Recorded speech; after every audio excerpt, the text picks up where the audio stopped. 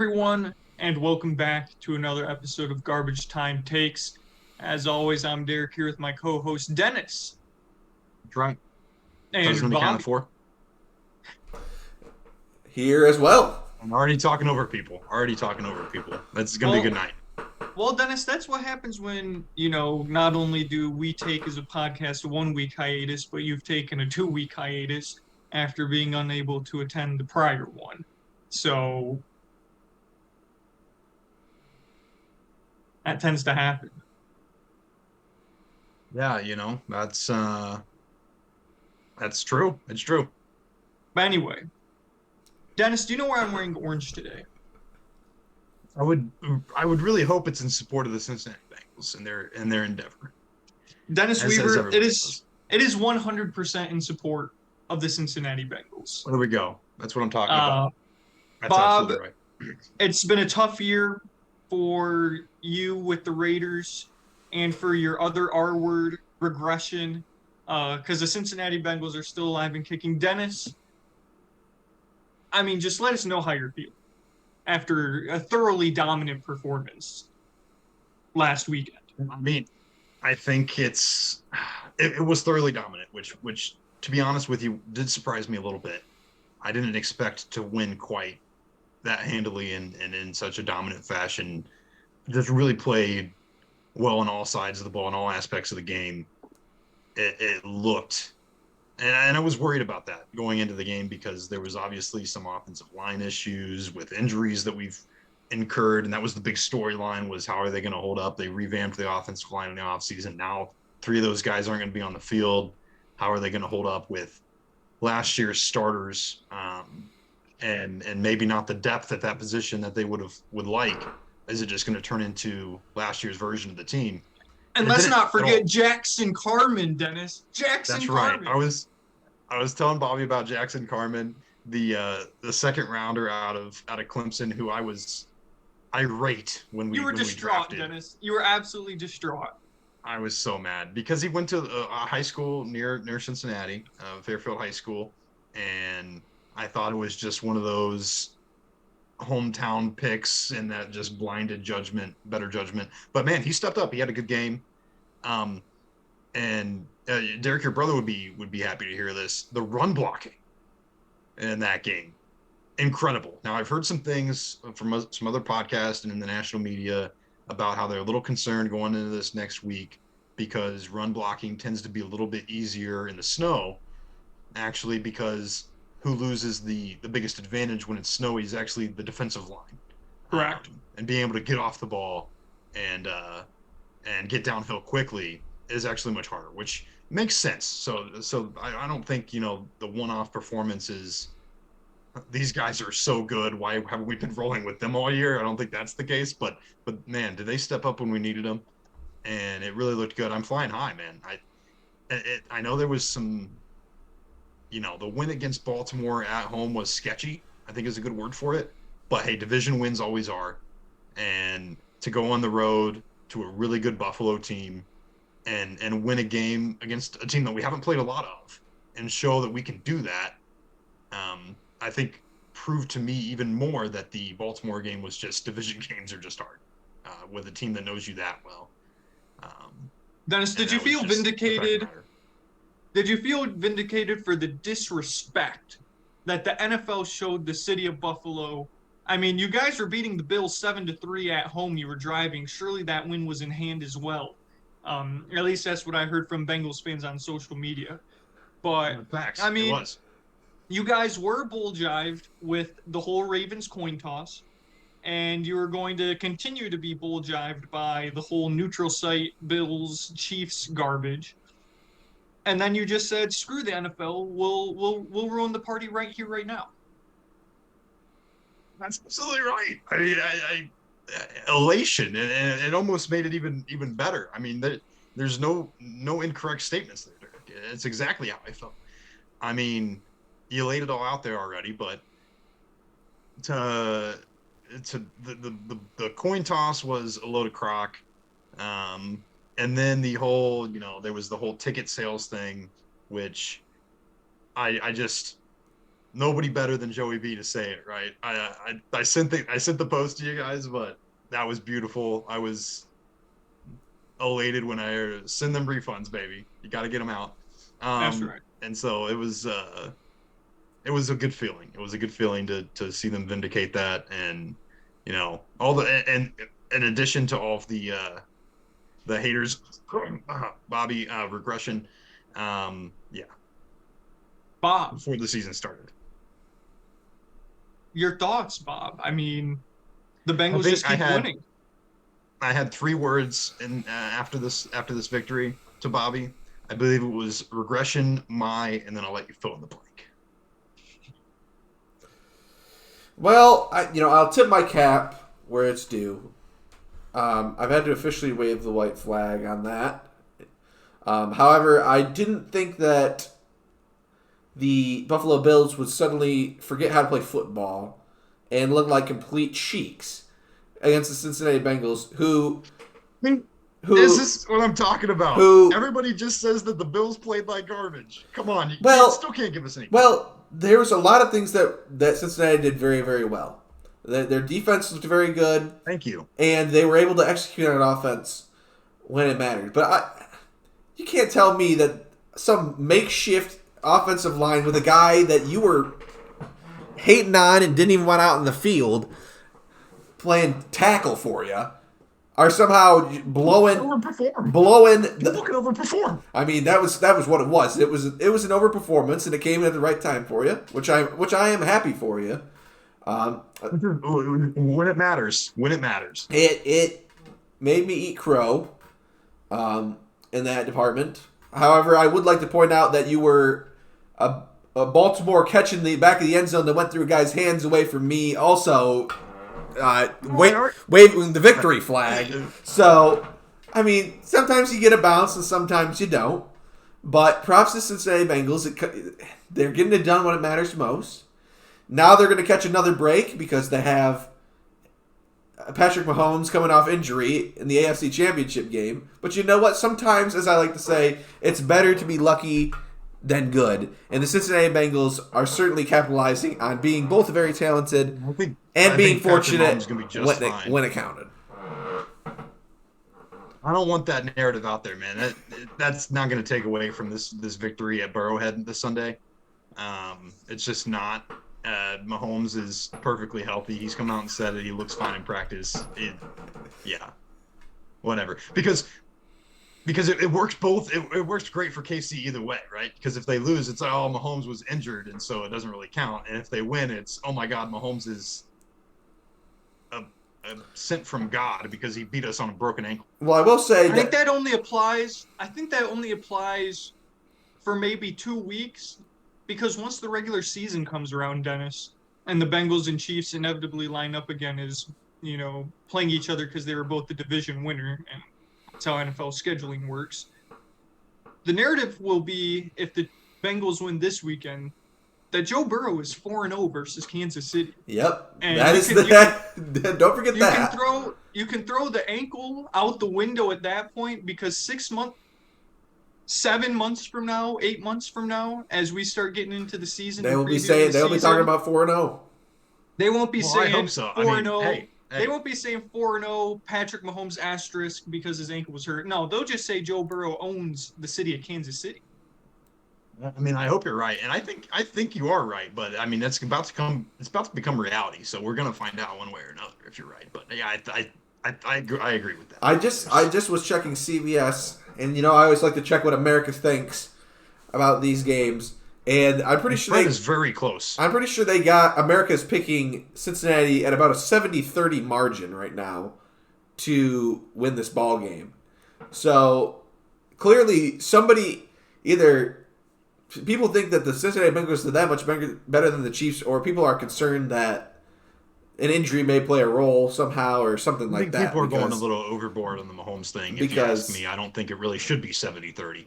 I think it should be a toss-up. I think that this Kansas City team is very good, and they've dominated for a good portion of the season, and I'm not going to – I'm confident, yes, but I'm not going to count my eggs before they're hatched. All I got to say is that Eli Apple is still a clown. Dennis, do you have any thoughts on Eli Apple's trolling on Twitter? It's a little overboard. I mean, And I using obviously... using the DeMar Hamlin hand emoji to say Cancun on 3. That wasn't necessary. The Cancun on 3 was hilarious. The emoji, not necessary. He's a little bit overboard. Cancun on 3 is always hilarious, Dennis. I agree. Yes. It's just a good troll, if I'm being honest. But I think that there's something to be said for, him being a little overboard, and I'm not going to say that he's my favorite player on the team, but, I hope that he doesn't get burnt toast like he has previously this season, because it's not good for us when he does. I will say, Derek, that I hope he can at least hold up his end of the bargain.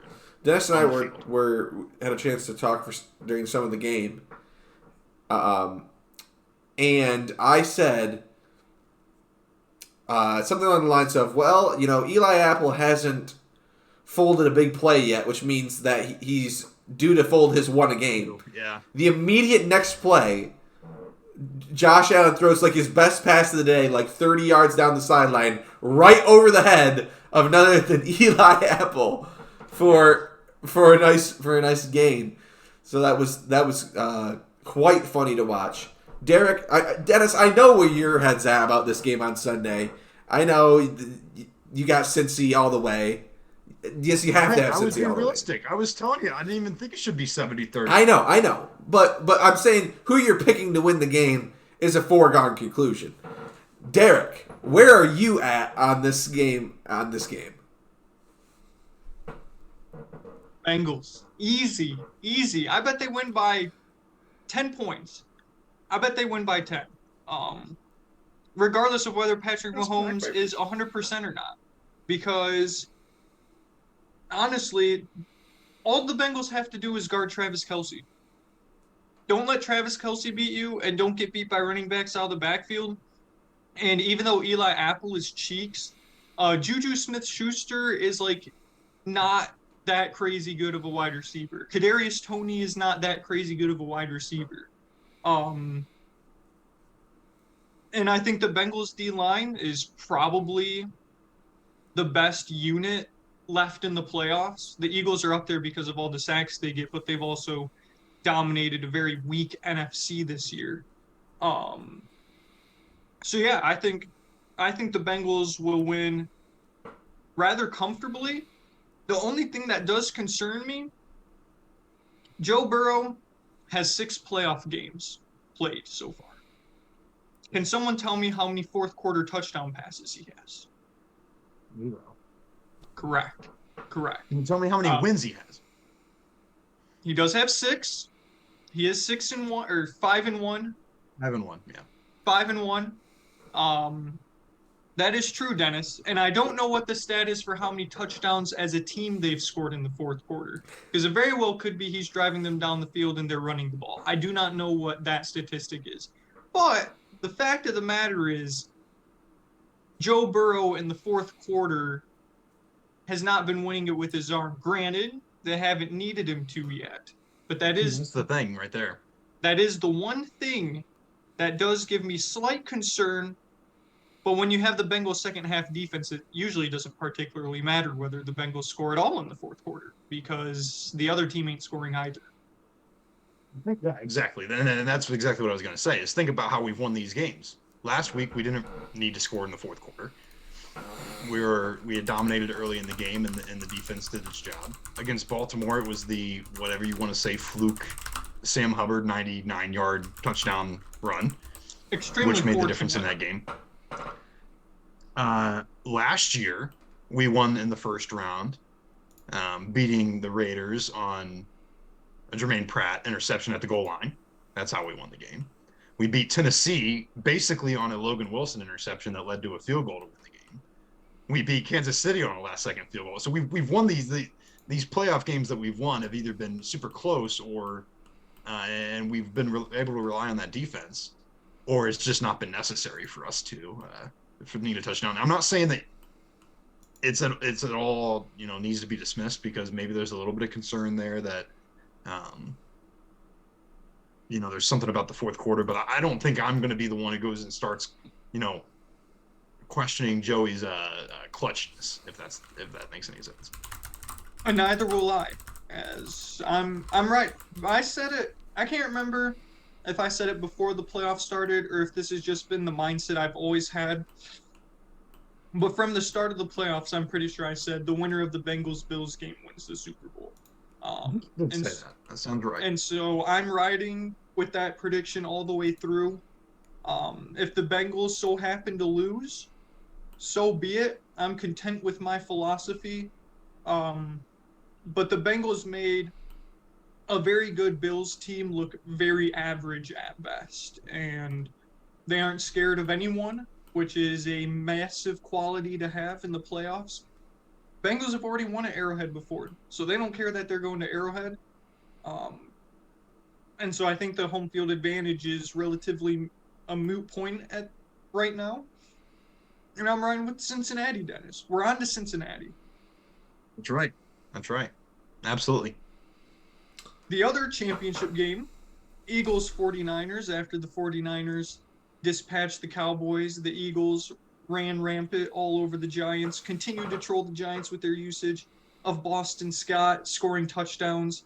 I believe 11 of his 19 career touchdowns or something crazy like that are against the Giants. Who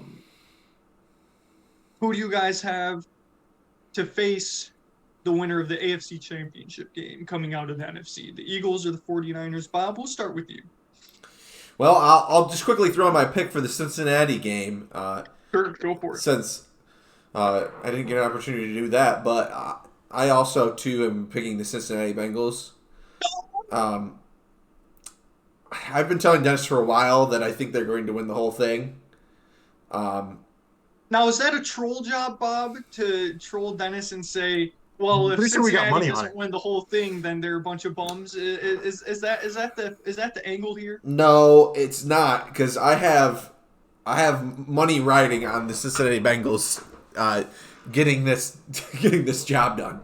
So I actually do have money, my proverbial money where my mouth is at this point. So, but no, I once they won against Baltimore for the third time, I was feeling pretty. I mean, once they escaped that game that put them on the edge of everybody on the edge of their seat, I found it very hard to doubt them, and they just love playing as the underdogs, which they consistently always are, even though they're a very, very good team. Do I still have a feeling that the bottom could drop out of this at any time? Yes, I do, but I still am picking the Cincinnati Bengals.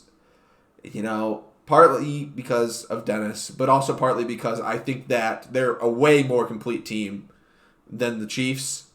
The Chiefs only are going to win this game because Patrick Mahomes / Travis Kelce are going to go out of their minds. And if that happens, I mean, Joe Burrow's played him, 3 times now, and that was their win condition every time, and it didn't happen. So, no reason to think it's going to happen this time. But as far as the game in the NFC, guys, I got to be honest with you. I'm really feeling the 49ers. I'm loving the miracle story.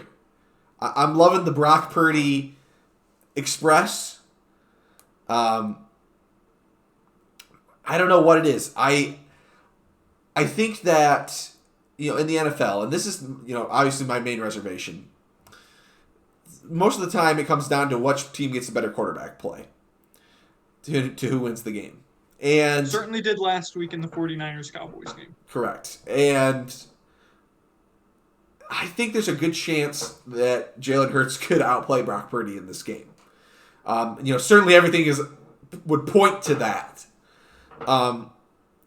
But and the Eagles have a very good team, but for whatever reason, I have a hard time denying the big names, denying the talent that the 49ers have.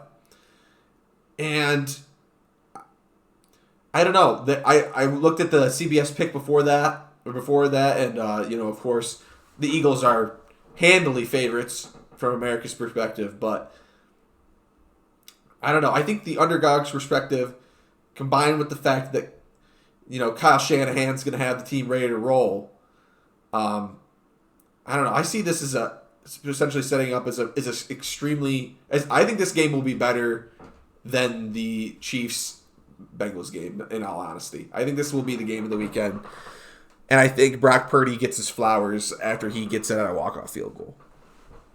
Dennis.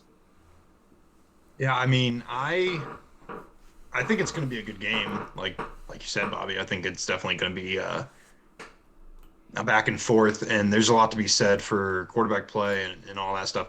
I'm leaning Eagles here. I just have a feeling, and I'm loving the story too. I'm loving the Brock Purdy story. This team is sort of destined to make it, and I honestly think it would be kind of cool because we could have the third Bengals 49ers matchup in Super Bowl history, and kind of renew that rivalry. That would be a fun storyline. Bringing back the days of Joe Montana and Jerry Rice, and that was always and Chris Collinsworth. a big matchup when they got to the Super Bowl. So Chris Collinsworth, yeah, Ken Anderson, Boomer Esiason, all right, all the Bengals legends, Anthony Munoz. Anyway, I just think that Philly has the better all-around team here. I think last week they just dominated the Giants, and really just a super impressive way. And being at home, I've been to Philly fan environments, and that is not a home field that you want to walk into. Neither is Arrowhead, sure, but we have some confidence. I don't know that San Francisco is going to have that on the road across the country, so I'm concerned. I think it'll be close, but I think this is the week that we finally see Brock Purdy make a mistake, because he hasn't really made any mistakes, and then all it's going to take, I think, is one against this Eagles team, and it might be a great game for him, but I think just the Eagles have a better roster. I agree, Dennis, and I will make one small correction with your previous statement. Brock Purdy has not made a mistake that's been capitalized on by the defense, because that's true. He practically hit Trayvon Diggs on a curl route straight in the chest, and he dropped it because Trayvon Diggs is an overrated. He hasn't made a mistake that actually hurt them. Yeah. Correct. Yeah, I think what it's going to come down to is if the Eagles can not even stop the run, but slow down the run enough so that the play action isn't nearly as potent and as dangerous to defend, then I don't see how Brock Purdy beats them dropping back to pass every single time. I know Christian McCaffrey is a little hobbled. I expect come game day he'll be perfectly fine. I expect Jalen Hurts to be back to 100% after he really didn't have to do all that much in terms of his shoulder injury that's been lingering the past couple weeks. And, frankly, Brock Purdy has not seen a defense like the Eagles' defense.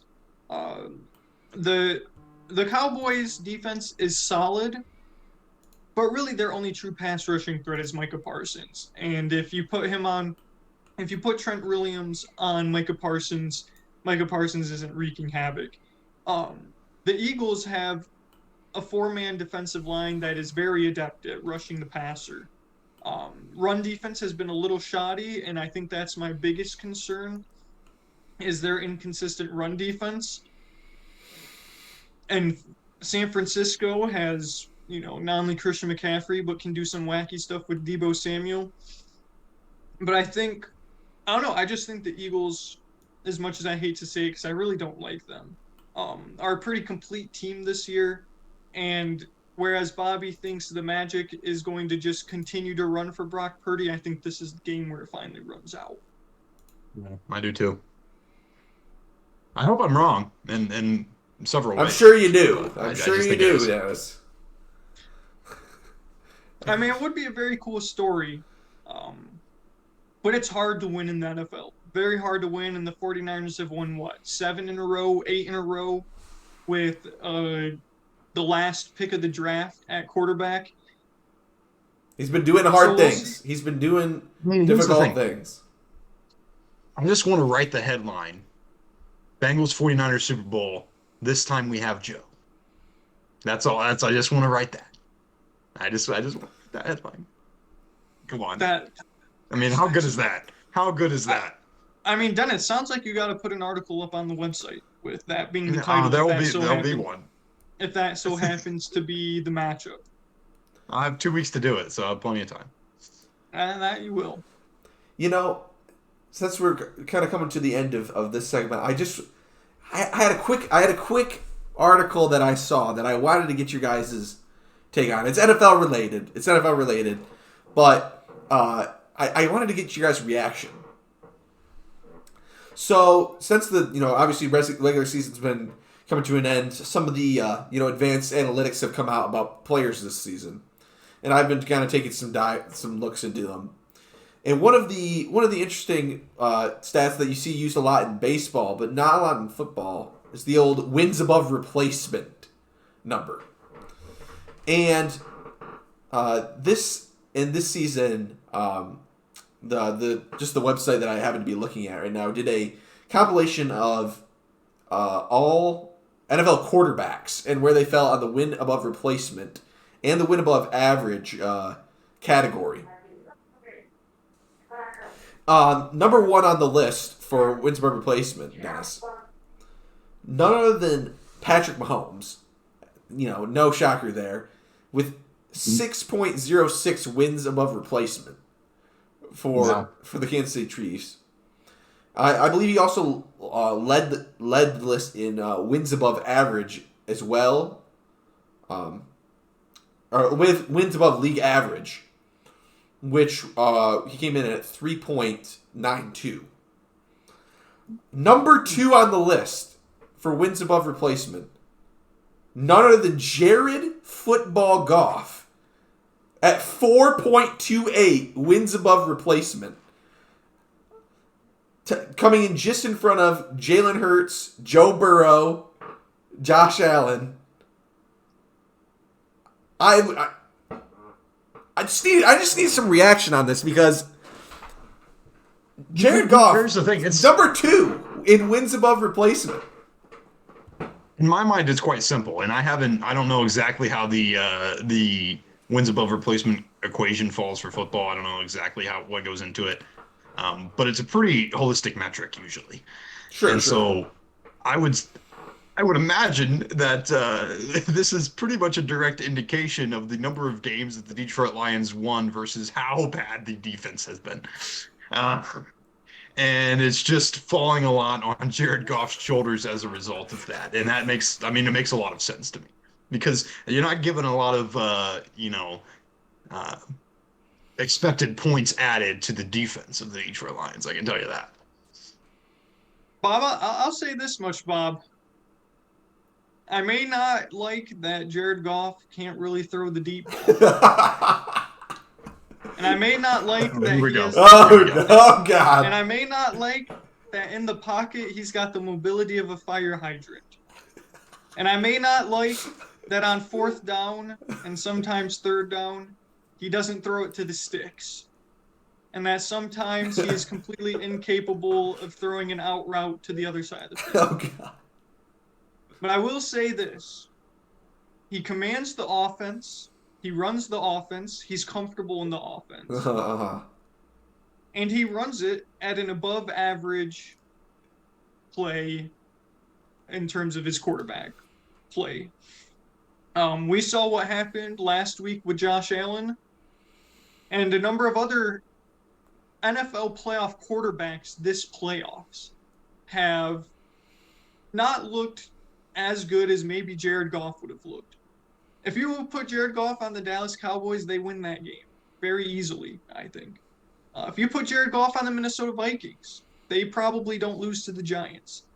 I think there's a number of teams that you can put Jared Goff on, and he makes their team better.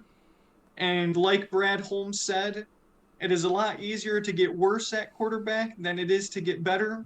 So though Jared Goff has his flaws, and sometimes I am extremely critical of him, I'll leave you with 3 words. Don't be hating. I'll take the backhanded compliment. I also thought it was worthy of note that that Jared Goff also ranked 4th on of all quarterbacks in the NFL in wins above average. So, replace him, how much better did he do than an average quarterback? He added 2.25 more wins than an average quarterback would have gotten for the Lions. That ranked 4th. Only quarterbacks that were above him on that metric were Patrick Mahomes, Tua, and Jalen Hurts. I also thought it was worthy of note, Derek, because I know your thoughts on Tua. Tua was actually ranked 4th on this list in wins above replacement. Probably because his replacements were garbage. That's probably, just like for Dennis's logic was that the Lions defense was so bad that Jared Goff had to, just score more points than the other team. The Dolphins backup quarterback situation was so horrendous that I can see why Tua was benefiting from his own replacements play. Because I'm sure they absolutely tanked those numbers. Dennis, interesting here. They're saying that Joe Burrow only added basically one win above the average this season. It's because we had 1 win added from everybody on the freaking team, all 22 players on both sides of the ball. That's why. No, I mean, here's the thing. He has a great supporting cast, and there's a lot of credit that should go to Joe Burrow, and that does go to Joe Burrow. But I don't think, and you could say this about any team, which is, I think, why it's in some ways hard to individualize statistics for football, because everything you do relies on somebody else or the person around you. Sure. Except for maybe you could make an argument for like tackles or something like that is a little more individualized. Whereas in baseball, yes, it's a team game, but you're matching up with that pitcher directly. And it's for that at bat, it's mano a mano, so to speak. Sure. And you don't have that in football in the same way. And so, would Joe Burrow still be successful if he didn't have Jamar Chase and T. Higgins? I think so, but we wouldn't win as many games as a team. Because one guy simply can't do as much. And when you have a good supporting cast, I think that probably brings down your number a little bit. Final note on this list, just because I always like doing trivia. Who do you think came in dead last in wins above replacement this year? In the entire league. Like, is this anybody who walked on the field though? No. This is it's somebody that started at least half the season. At least half the season. What, of the 17 games? Of the 17 games, yeah. Dak Prescott. No. Justin Fields. Justin Fields. Let's see where he came in on the list. Justin Fields ranked 17th in wins above replacement. Hard to add wins above replacement when you only win 3. There were actually only 5 quarterbacks that had a 0 or below wins above replacement. I'll let you guys take some shots at those. Davis Mills is one of them. Davis Mills. Russell Wilson was not one of them. He made it into the positive. I want to list off every quarterback in the NFL because I could do that. So I'm going to try to go with some bums. I mean, these guys are bums. Here's the thing. I don't think this guy's going to qualify, so I don't know if it's an official guess, but I have to throw out Carson Wentz. Carson Wentz, no. Probably didn't qualify. Yeah, that's my guess as well.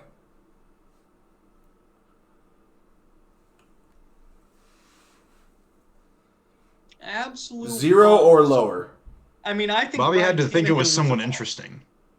But Ryan Tannehill's backups were so bad that he probably had a positive WAR. Ryan Tannehill didn't qualify, or did qualify, didn't make the bottom 5. Yeah. Okay, well. Kyler Murray? Kyler Murray, no. Wow, I can't believe you guys are missing the guy who came in dead last. Kirk Cousins. No! Not even close to dead last. Mac Jones. No. He was close, though. You told me to list off all the bum quarterbacks, so that's what I'm doing. Zach Wilson. Zach Wilson, dead last. Yeah, there we go. I mean, come on. I was Kirk thinking Cousins. Joe Flacco. I was thinking Joe Flacco. I forgot Zach Wilson existed. Yeah, that's fair. I did too. My apologies. Sam Darnold. Sam Darnold was not. And I assume Baker didn't qualify. Baker qualified and he was second to last. Yeah, because he blows. Baker. He blows. That's where he deserves to be. So you got Davis You Mills, one drive. a Baker, and Zach Wilson. So you got the three at the bottom. You need the fourth and fifth place, or fourth from the bottom, fifth from the bottom. I'll give you like one guess apiece, and then I'll give it to you. Gotta be careful. Both of these quarterbacks, I'll give you this hint. Both of these quarterbacks, I'm guessing played in 12 games. Andy Dalton. 12 games. Andy Dalton. No. No shot. Andy Dalton was garbage. Andy Dalton was 12th in wins above replacement. Oh. Don't disrespect the Red Rifle, Derek. I mean, come on. Dude sucked. Absolutely sucked. Nah, that's... wins above replacement is immediately a flawed metric because Andy Dalton was 12th. That is horrible. Horrible. Well, you haven't listed off the next guy that's fourth from the bottom who was also horrible. Dennis, go ahead and take one here. I mean, I've got another name. I've got a couple names in here. I'm going to go with Derek Carr. No! Dennis, come on. Derek Carr was not that bad. He was not bad. that bad. What about Marcus Mariota? Marcus Mariota, close, but no. Really? Did Deshaun qualify? Deshaun did not qualify. All right, which Steelers quarterback qualified? Very good question. Qualify. There's Derek, no way. I think you're onto something. I don't know. Did Kenny Pickett qualify? No way Mitch qualified. Kenny Pickett did qualify, and he was exactly 0. Okay. Which was the fifth guy. The guy that you guys didn't get. Hold on. Now they're invested. Derek can't stop. All right, you got to get the fourth from the bottom, according to this list. Number 29 out of 32.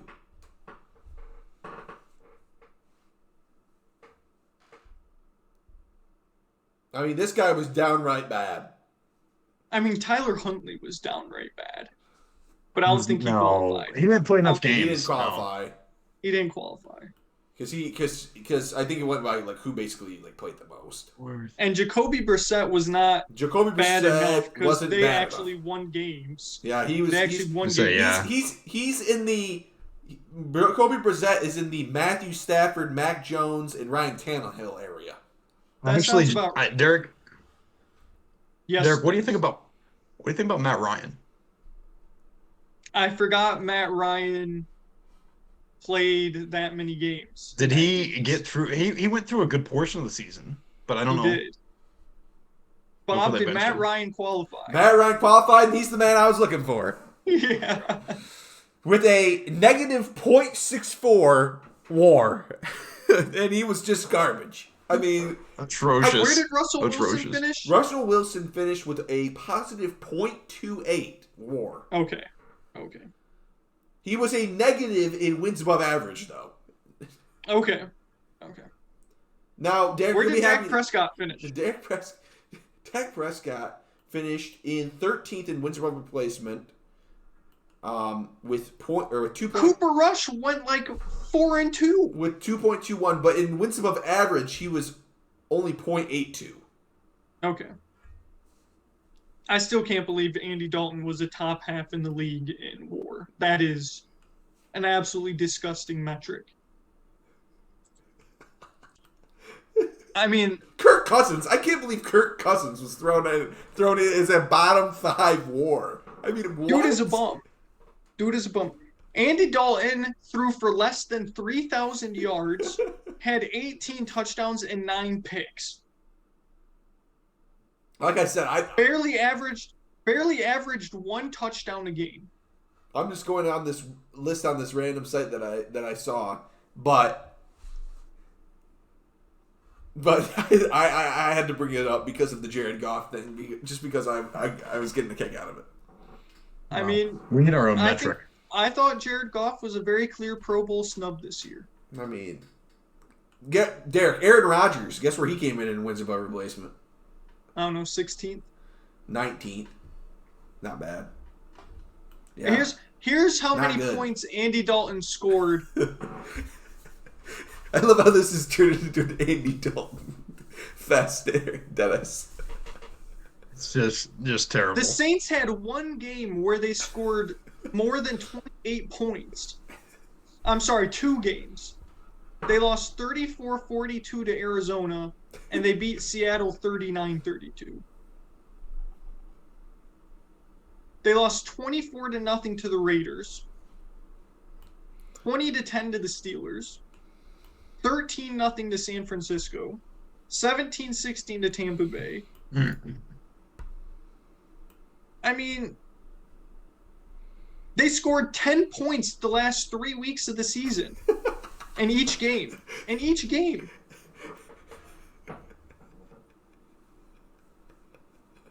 They didn't score more than 20 points after week 9.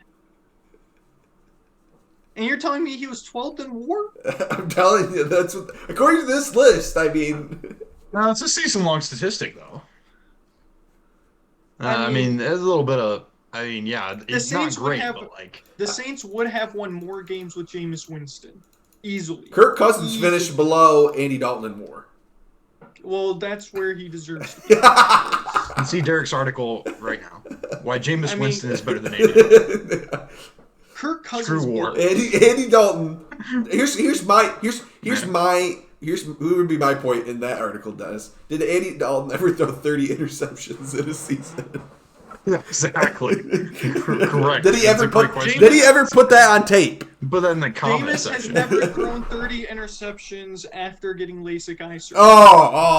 Oh my God. Excuses. How many touchdowns did Jameis throw in that 30 interception season? 30. Yeah, a lot, but you get the ball a lot after you throw a lot of pick sixes. He had a 30 for 30, as they say. Jameis Winston threw for more touchdowns in a season in which he threw 30 interceptions than Andy Dalton had touchdowns and interceptions combined this year. Well, tough scenes. Andy Dalton should be slandered to every end of the earth because he's terrible and washed. And made watching Saints primetime football absolutely a miserable viewing experience. I always bring up Andy Dalton to Dennis all the time, and I say, Dennis, you would have never. Andy Dalton walked for this franchise so that Joe Burrow could run. I mean, I asked Dennis the other day. Actually, literally walked out of the door because he was stained and washed. I literally asked Dennis the other day. Birthday. Literally asked Dennis the other day. Do the Cincinnati Bengals have a statue of Andy Dalton outside their stadium yet? They should. No, there's not one. The Red Rifle deserves one. His declining play allowed them to get Joe Burrow. If it wasn't for Andy Dalton sucking hot R's, then the Bengals would have never got Joe Burrow. Derek, remember like a couple years ago when never forget Bengals legend Jeff Driscoll. Ryan Finley. I was just about to say, never forget the Ryan Finley. He was going to take over and could have been the future. Derek, remember I thought Ryan Finley was the future. I did not, never forget. I did not say that Ryan Finley was the future. Totally I said we have to find out if he's the future. Go check out the pod. Check the tape. That's right, dude. That's an old tape. That's an old tape. Early season one of this podcast. To check it out. Jeff Absolutely. Driscoll, I don't care what Good anybody stuff. says. Jeff Driscoll was actually a good backup quarterback for the Detroit Lions until he blew his leg out. It was good for the Bengals too. He would have won us a playoff game if it wasn't for freaking Vontaze Burfict being a dumbass. Sorry for my language. Jeff Driscoll has a dump truck, so I'll give him that much. Jeff Driscoll has a fat dump. Facts. What? You've never seen I don't that even know what picture of that's Jeff supposed to Driscoll? mean. No, I have no idea what he's talking about. I'm with you, Bobby. Let me find Andy it. Dalton, it may be getting a statue out front of Paycor Stadium. I might have to consult Cincinnati Bengals historian and team expert Shane Rose on this fact. I think he may agree with me that Andy Dalton Shane, if you're listening, deserves I'm sure you're down around Paycor Stadium a right statue. now, so you might as well take a picture of the Andy Dalton statue and send it to us if you get a chance. Thanks. because Dennis, he deserves it. give me screen sharing permissions if you would. Oh, yeah. I got you. Andy Dalton. How did this turn into Andy Dalton? There you go, Derek. All right, give me 1 second. I do get. I spent 30 minutes on Andy Dalton. I will say that, not to get completely off topic while we see this picture, but oh my gosh. I mean, come on. What is this pod turning? I mean, that's just a little. I just don't want to be looking at that. I mean, was what I stated not facts, though? I mean, I can neither confirm nor deny. But I will say that every time I watch a football game now, I will say this, Derek. You've got me trained. You've got it ingrained in me. Every time I see a ball that's not a perfect spiral, I always say, man, where's the message in the chat that ball was a duck flailing, garbage throw, Jared Goof like pass? Correct. Because I think I was saying to Dennis, because Josh Allen had like a wimpy looking throw or something like that. I said, if that was Jared Goff, there'd be about 3 messages in the chat right now about how this man can't throw a perfect spiral. And critiquing the spiral. And we've got good old Josh Allen out here doing the same thing. Josh Allen ducks into the not stands. Good. If I was a Bills fan, I would have been ripping Josh Allen apart that game because he. You mean like Stephon Stephon Diggs did? All. What's that, Dennis? I said you mean like Stephon Diggs did right on the sideline. Exactly. Yeah, Josh Allen has played better games. He's not my problem. Well, do we want to talk college basketball at all? I don't know. Dennis, how's Villanova? I have a strong desire to. We suck. Yeah, we're bad. I mean, hey, here's the thing. Kyle Neptune, first year, he's got a lot to learn. You can't expect super great things, but it is a little disappointing because we still have a lot of the returning talent that we did from a year ago, minus Justin Moore, who's been out with this Achilles injury. But, Brandon Slater, Dixon, and then we've had the new guy, Cam Whitmore's played well, but like we're 10-10 and like 4-5 in the conference. It's ugly. I mean, we're right in the middle, battling it out every week. And yeah, this is at this point they're going to have to make a run to be dancing in March, if you ask me. Yeah, that's pretty much the same way it is with Michigan basketball as well. They have been pretty much the definition of mid. It has not been a good season. Defensively, I mean, when you have a really young team and a supposed All-American center who will probably be playing in Afghanistan after the season is done because he's mid, you can't expect big things. You can't expect big things from a team like that, unfortunately. And so it's a shame. Had higher expectations than these, definitely, coming into the season. But the fact of the matter is, point guard play has not been, at the level of most Division I programs because we have a true freshman running the show for the first time. So hopefully what this will end up being is an extremely good learning experience for a lot of the young guys on the team, because there's a lot of young guys that have gotten a ton of playing time this year, and I hope that can only mean good things for the program going forward. But they've just been an ugly basketball team to watch. They're not fun to watch. I try not to, but I often cannot, just not watch them. But it's hard to watch. It's hard to watch. Yeah, that's me with the good old Cincinnati Reds these days. But I at least for you, Derek, you've conveniently been able to pull for the Arizona Wildcats. Correct. That 17 and that has 3. worked out quite well. Had a couple slip ups with some opponents that we really shouldn't have had problems with. But we've beaten Tennessee, we've beaten UCLA, beat USC. They're a very good team that, as long as they don't turn the ball over, can be in any game. But some streaky shooting has bit them in the foot before, as well as just terrible, decision making. So, but they've played, when they've had to get it done against the best of the best competition, they've got it done, and that's what matters come March. Bob, MSU basketball pulled off a nail biter earlier today. I didn't watch it, but We did. We were actually had a nice victory today against Iowa. Always pesky Iowa Hawkeyes that always just seem to find the way to throw a wrench in things.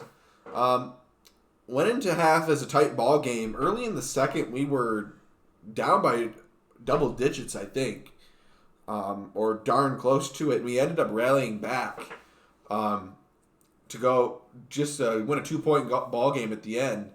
Yeah, Michigan State basketball, considering what I thought they were going to be this season, has played relatively well.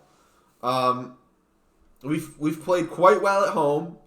We're 14-7 on the season. We're very much in the mix for a tournament berth if we can hang in there.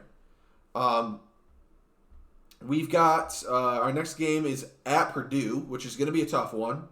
But to be fair to this team, we did go down to a 1-point nail biter with Purdue the first time we played them, which we very well could have won if it Great game. worked for a number of factors. It was a very, very good game. Zach Edey is a literal cheat code, and I'm Actually very irritated. I'm also irritated that Purdue has not lost a road game yet this season, and they deserve to.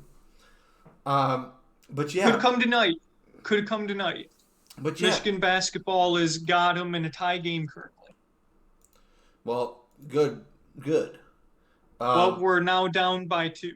But but I think that really what's going on in this Big Ten Conference is that a lot of teams are very squarely in the middle quadrant. Mid. The Big Ten is mid this year. Yeah, and I think that Michigan State just happens to be on one of those teams that's just on the upper echelon of mid. Just above mid, should I say? Which I'll say that I didn't really expect a lot out of this team. I mean, we've had Malik Hall injured for a lot of games, and he was supposed to be. He was our only preseason All-American, and he's been gone. We've still been managing to be competitive, and win some ball games. But a nice win against the problem is that we don't have a lot of chance for a lot of ranked wins because nobody in the Big Ten's ranked except Purdue these days.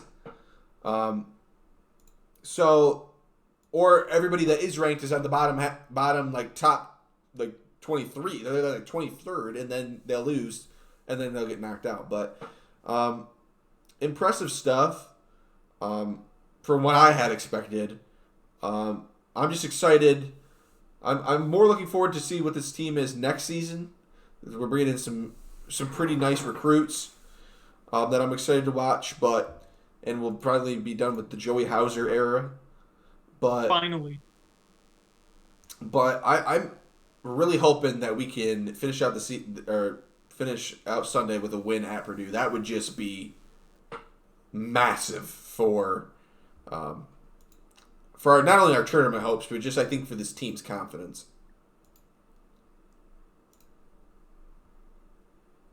I assume, Dennis, UC is middle of the pack.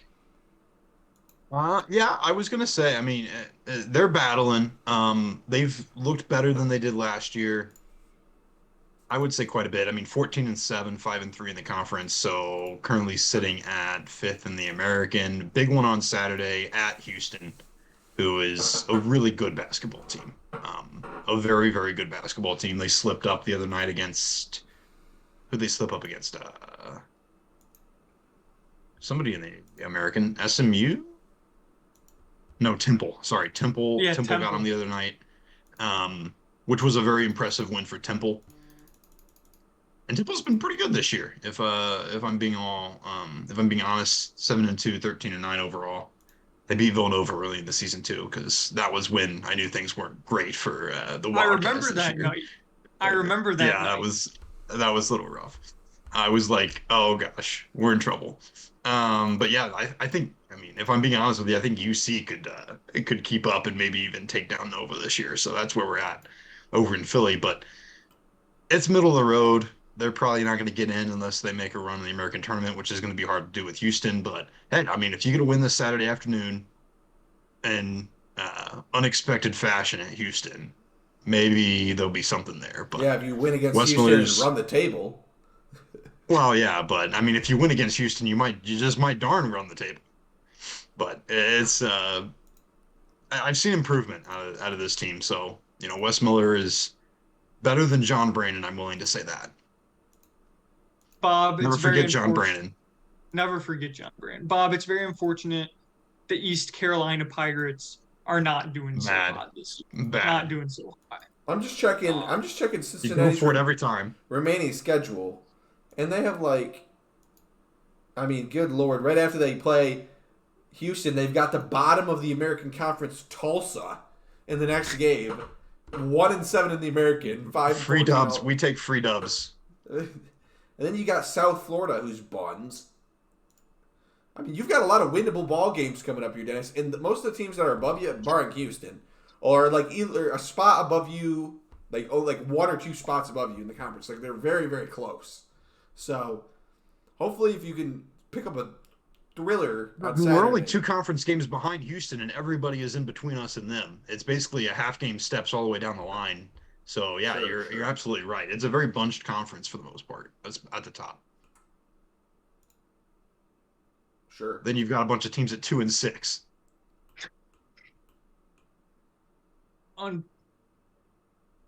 Maybe you can make a run in the conference tournament, Dennis. Maybe that's what UC needs, a run to make the conference tournament, win the conference tournament, and then get the automatic bid. Steal one of those at-larges. I mean, that's always a fun thing to do, and we're probably going to need it. Yeah, if I'm being honest. Both of my teams this year might need it. I might be going into March without anybody dancing, which would be sad. You can root for Arizona, Dennis. I'll welcome you on the wagon because Arizona will definitely be dancing. You can count on that. I do have futures on making the Final Four on Indiana and Xavier. Xavier, who has been balling this year, very good under Sean Miller. That team is very, very good. Hey, listen, Sean Miller got ran out of town for no good reason because of an ESPN hit piece that ultimately cleared Sean Miller of all wrongdoing. He was my winner a couple weeks ago. We're very happy to have Tommy Lloyd. He has been awesome for us. But the fact of the matter is, any program would want to have Sean Miller because he's a very good coach. He's proven it. He has proven it. Absolutely.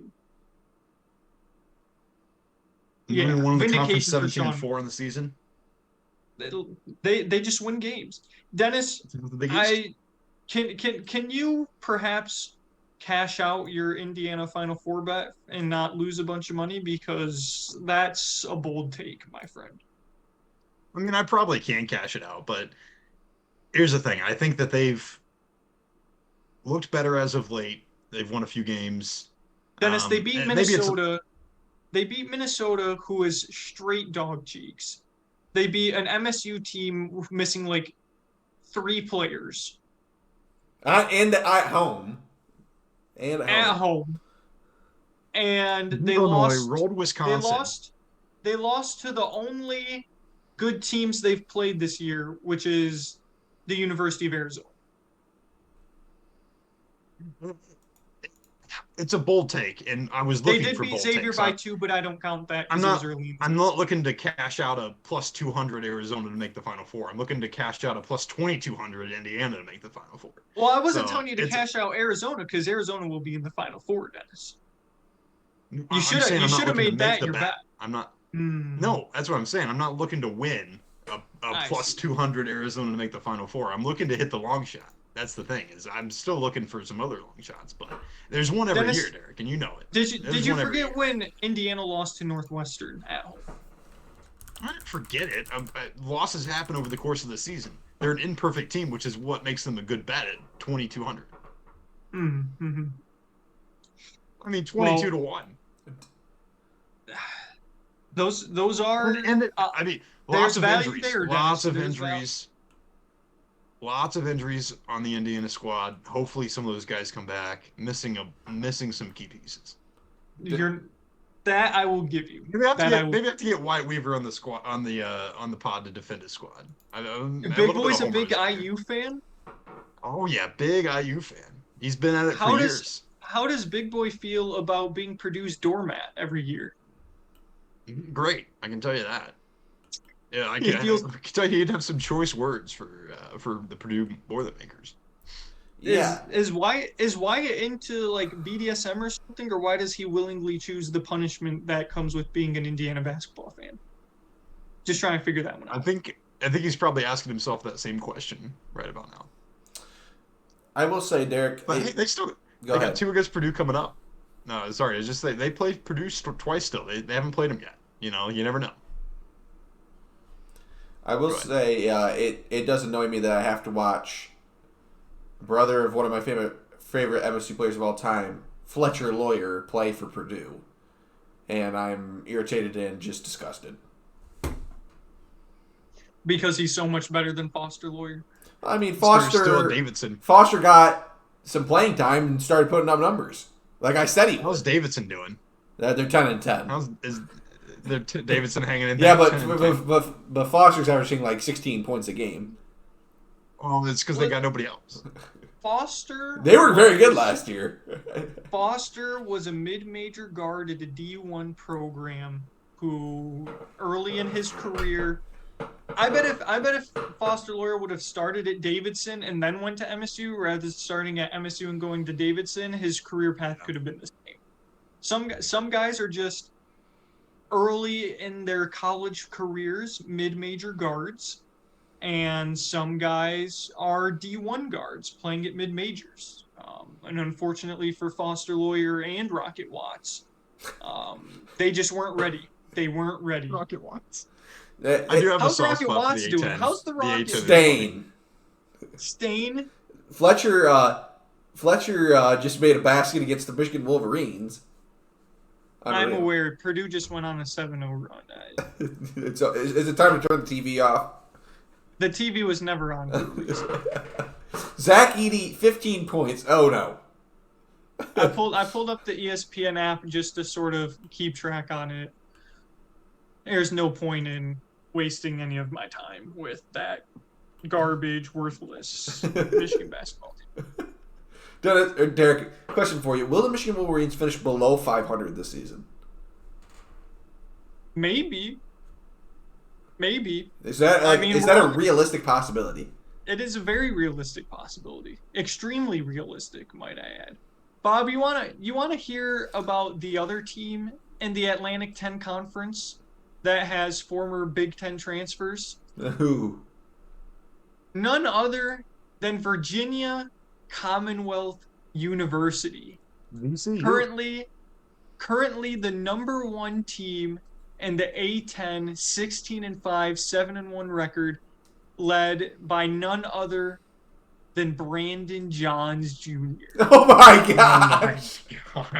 VCU. No. Brandon Johns Jr. and do you remember the other player that transferred there? No. Zeb Jackson. Zeb Jackson is also at VCU. I do not know actually what their starting rotation looks like. But I like to think that Brandon Johnson Jr. is averaging 8 points and 4 rebounds a game. I'm gonna get these numbers for you, Derek. Give me just a minute. I'll pull up the box score for their last game, a 72-52 win. Brandon Johns Jr. had 11 points on 5 of 7 from the field. Zeb Jackson had 7 points on 2 of 5 from the field. Team leader in points, Brandon Johns Jr. Averaging 12.4 a game. What can I say? Let's see. Who was the other one? Zeb Jackson? Mm-hmm. Zebby is averaging 5.9. Yikes. He's played in every single game, though. He has. And he is... Is Brandon Johns Jr. showing Michigan that they should have invested in him further? No. No. I only wish Brandon Johns Jr. could have averaged 12 points a game for us. Instead, he was a deer in headlights and constantly folded under pressure. Oh, no. And couldn't make a layup to save his life. But he was a very willing defender and hard rebounder, so I'll give him credit for that. Fair enough. Well, probably a good time to get to Right Bench Ballers, unless there's been any big baseball news. Not any that I can think of. The World Baseball Classic rosters continue to get updated, but I haven't really paid attention to the international teams too much, so I don't really have much to say on that. But Right Bench. Yeah. Go ahead, Bob. I was gonna say I can start us off if we're looking to get into the Right Bench Ballers. Go for it. Let's go ahead. Going to the NFL playoffs, I'm going to go with none other than Michigan man Chad Henne for Right Bench Baller. Pains me, it does. But Chad came in and executed when it mattered. Going 5 for 7 in his drive. Leading the team down the field. I believe a 98-yard drive for Chad Henne at the helm. Culminated with a touchdown pass. That ended up being the difference in the ball game, as the Chiefs went on to win 27-20. Well, Patrick Mahomes was on the sideline with that ankle injury. Can't believe he's still on a roster in the NFL. I remember watching this guy when it seemed like I was 7 years old. But props to Chad. I mean, Michigan men get it done in the playoffs, Bob. What can I say? Dennis. Yeah, Derek was very excited when Chad came into the game. I can't believe he was he's still the backup. Going with the homer pick for the Right Bench Baller this week, but I don't do that a ton anymore. I know we got called out for that once upon a time back in the old days of the podcast, but haven't done that in a while. Cam Taylor-Britt, the rookie out of Nebraska, cornerback for the Cincinnati Bengals, has played very well in the absence of some key guys, and got his first career interception this week, even though it was more or less, I guess you could say, garbage time interception. The Bills were probably not coming back, but it really sealed the deal. And, man, he was just all over the field and on every tackle. His name was coming up all the time, and he has just very much played very well. Dax Hill has also played very well. I know Derek, Michigan man. But this week I'm going with Cam Taylor-Britt. Great game. I'm going to go with an NBA game that was a while ago. And I usually try to avoid – there was a time I also, just for the kicks, just listed random Michigan basketball players who happened to have a good performance back in the early days of the pod. But kicks. Usually I try to stay away from hometown teams. But when your rookie power forward, Jalen Duren, for the Detroit Pistons, drops 23 we did the same thing. 23 points and 15 boards, even though they lost 150-130, you give the man his respect. 5 for 5 from the line, 2 blocks, 2 steals. Jalen Duren. he was a monster, and thank you to the New York Knicks for giving him to us. Derek, are we gonna have to bring back the days of Dennis despises the NBA? We Because might.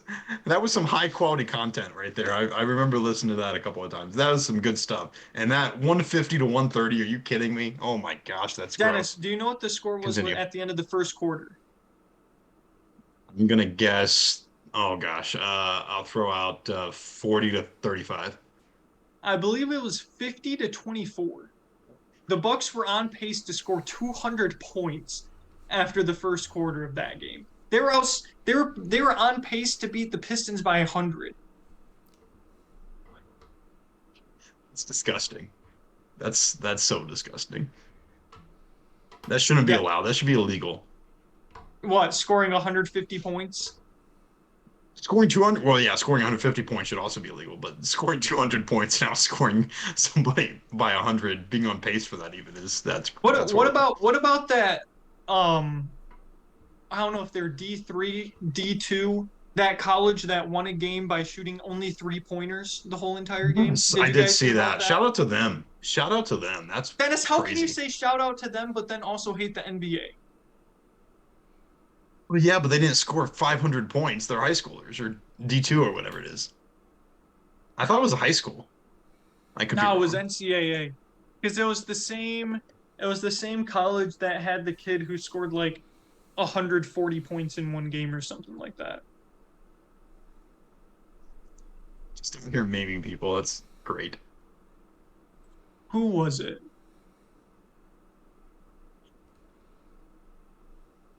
I don't remember what the team was. Should I get into my winner of the week while you yeah, look that up? Go for it. Well, my winner of the week, none other than Dennis Weaver. Dennis Weaver's the winner of the week because this is the proverbial white flag being waved. It's the white flag. Regression is officially out of the question because they're in the AFC Championship game. I said a first or second round playoff exit was probably where I'd go with regression before the season, and we've made it past that point. So, Dennis, you've survived by this hair on your chinny chin. And let's not get too cute. Congratulations. You might as well start working on the ring design now because it's basically wrapped up. Yeah, no, I've already got it planned out. I've been on several design websites where we're pretty set. I know that you and Wyatt are gonna have ones sent to you as well for being super fans. So yeah, well, Wyatt's gonna have it sent to us. He's got all the money, so Wyatt, if you're listening to this, and definitely Shane, use a customized Super Bowl ring. Yeah, I found it. Grinnell College. Oh my gosh. Attempted 111 3-pointers. Every field goal in the game was an attempted 3-pointer, and they made 40 of them. So they shot 30-odd% from the field, which the field was all 3-point shots. So, and you're going to give credit to them, but not credit to the NBA, Dennis. Well, I'm giving them credit. I'm giving them credit because it's hilarious, and the reason that I don't like the scoring in the NBA is not because of the actual score, it's because nobody actually tries to play defense. That's why I don't like the NBA. I would imagine that the college that was 120 on with 43s was at least trying to defend. Is it that the NBA doesn't defend, or the offensive skill ceiling is so high? I would say the NBA doesn't defend. I would say that it is probably more that the NBA doesn't try to defend, because there's no way. Thank you. You could say that there's no way that these players are only athletic on one side of the ball. Stay in front of your man. Correct. It's just it's where they decide. Here's what I'll say. If the defenders that have made their name as defenders in the NBA are elite defenders, and they're way better than anything at the college level. However, more players than not on the team are not really known for defense. So, It does have something to do with players being better on offense and being better shooters and whatnot, but it also has something to do with people that. Well, now that I think about it, you only really get drafted in the NBA because of your offensive skill set. So it's kind of also, now that I think about it, not surprising. I mean, do they not try to defend? Yes. But it's also partly because they're drafted more so for what they can do on the offensive side of the ball. So that's not really surprising. Fair enough. Positive feedback loop is basically what you're saying, but but the result is the same because teams are getting outplayed offensively by other teams, and so we need to add an offensive weapon instead of a defensive stopper. Fair enough. My winner of the week is Stephen A. Smith, because he, as he does every year for the past 27 years, gets to celebrate another collapse of the Dallas Cowboys and their insufferable fan base. He clowned Michael Irvin on First Take wearing a freaking afro wig looking like a goofball. But Stephen A. Smith, once again, gets to enjoy life while Skip Bayless throws his Dak Prescott jersey in the trash can. So, a classic internet clip. Of course, the camera just happened to be rolling when Skip threw his Dak Prescott jersey in the trash can. His wife. Bob, do you think as soon as the cameras quit rolling that he picked it right back up out of the trash again? Because there was no bag in it. It was an empty trash can, and the jersey would not have been ruined. He didn't even close the lid. I'm sure it did. But, because he's done that bit about 20 times. Correct. What about Skip saying but it's good every time. The Cowboys need to trade Dak for Aaron Rodgers? I believe he genuinely believes that from the bottom of his heart. Dennis, your winner. Not Skip Bayless. Stephen A. Smith and the rest of America that's outside the state of Texas. Big winners this week, absolutely. This one's a bit of a meme, but my winner this week, Uber Eats for getting free advertising after dude walks on the court at the Duquesne basketball game, and now it's a big deal. I saw an article today on ESPN that they have revised the security measures in the arena to prevent such pranks from happening in the future. Apparently, it was a prank. It was because the guy was walking around with a microphone and people were taking pictures and all sorts of fun stuff. But free advertising. He never delivered the food.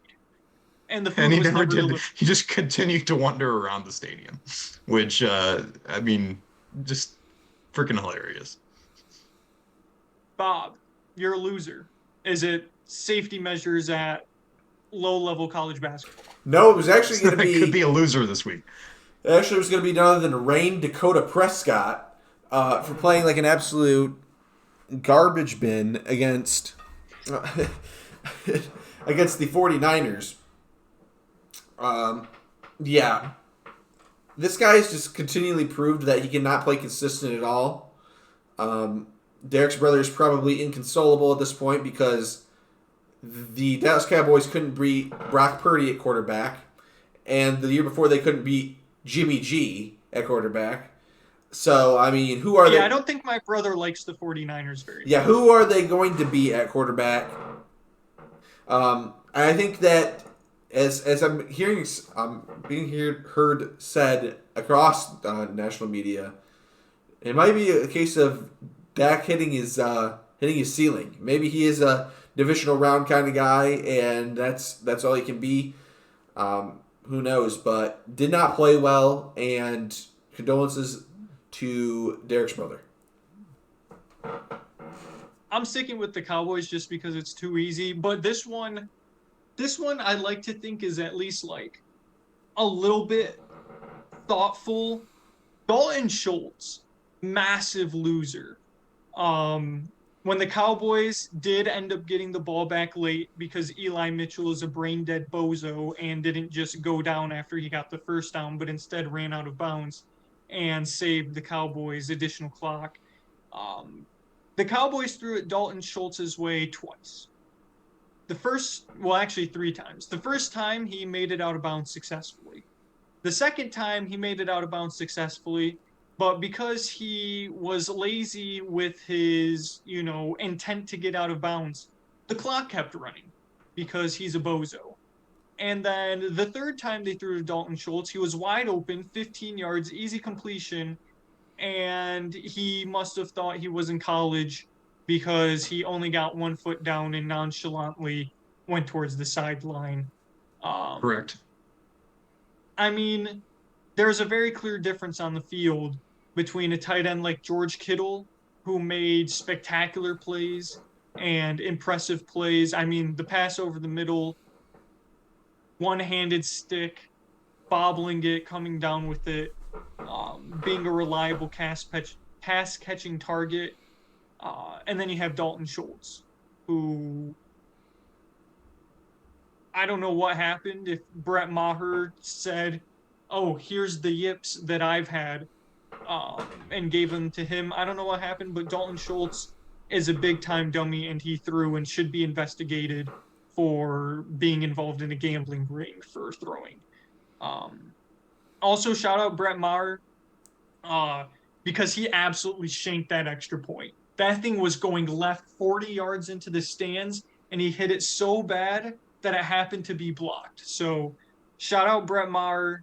He ended up being able to kick some field goals, but that extra point was definitely shanked. And he got lucky it got blocked because then he could use the excuse of it got blocked and then, yeah, rather than it just completely missed again. And then he never would have made another one. That ball was never going to be close. So good for Brett Maher. Bob, are we going to stick with the NFL playoffs for garbage time takes your money? Or are we going to venture out into the NBA world or some other world? Yeah, I got a loser. Oh, that's right. Dennis does have a loser. I forgot. I went out of turn. Sorry, Dennis. You're a loser. That's okay. You're good. Quickly. And this is from a little over almost 2 weeks ago now, but we've been off the airwaves. So think back to 2 Saturdays ago, and I think you can probably remember that 12 top 25 teams lost in the same weekend. Or no, it was 13. It was 11 on Saturday, 2 on Sunday.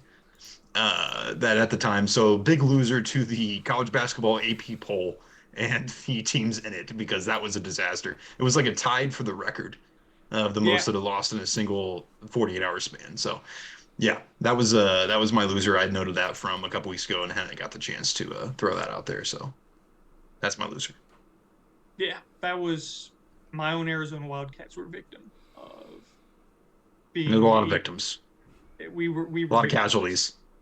Bob, before we get your pick for this week, we have to recap 2 weeks ago.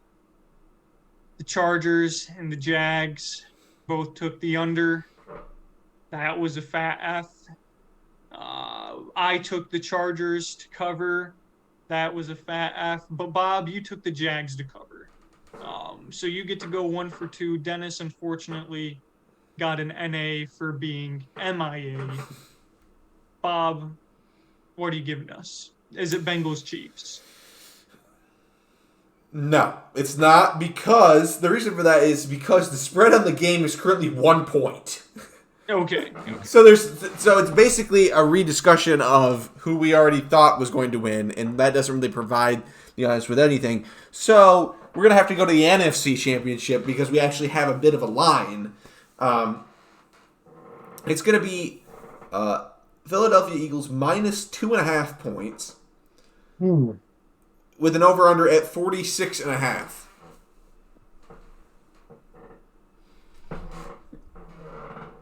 Here's the thing. I was all ready to say that 2.5, 3.5 is a big difference. I was going to probably lean towards 49ers at 3.5, but at 2.5, I think Philly wins by a field goal. So I'm taking the Eagles minus the 2.5 points. The over-under, man, these are... How many points did you say it was? 46.5. 46.5.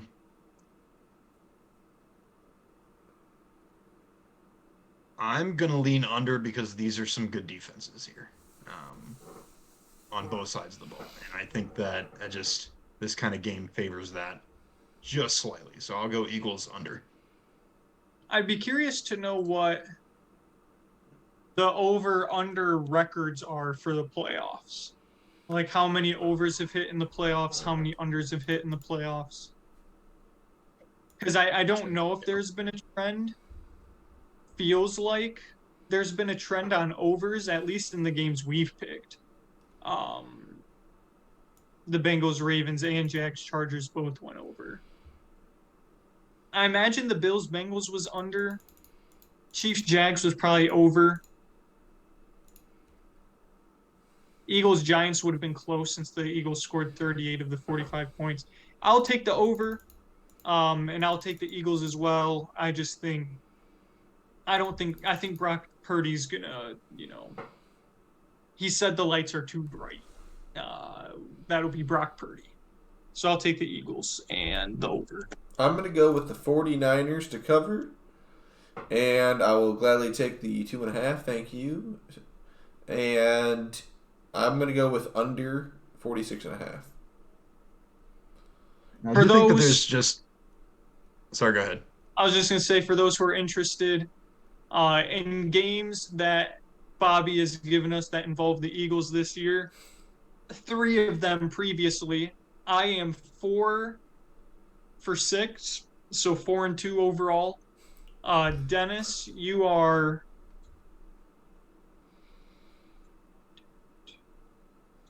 also 4 for 6, 4-2 overall. I know this is. And Bob, you are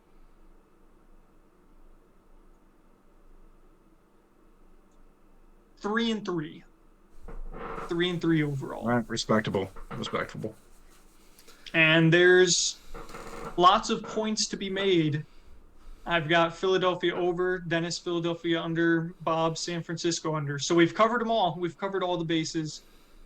It'll remain to see what happens come next week, assuming that we're all good to go for the pod. With that, Bob, take it away.